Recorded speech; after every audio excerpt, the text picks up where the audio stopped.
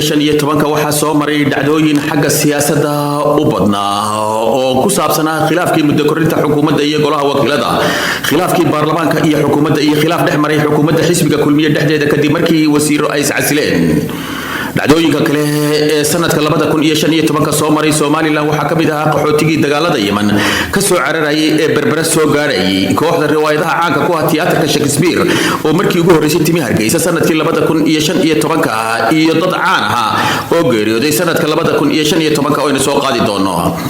haddii aan ku bilaabo khilaafka muddo korinta xukuumadda, waxa ay ahayd 9kii bishii Maaris 2015 ayaa guddiga doorashooyinka Soomaaliland waxay ku dhawaaqeen in diiwaangelinta codbixiyaasha doorashada madaxtooyada iyo golaha wakiiladu ay bilaabanayso dabayaaqada bisha Julaay 2015, taasi oo ah in doorashadii la filayay in ay dhacdo 26 Juun 2015 ay dib u dhacayso. afayeenka guddiga doorashooyinka Siciid Cali Muuse ayaa sidan u dhigay markaasi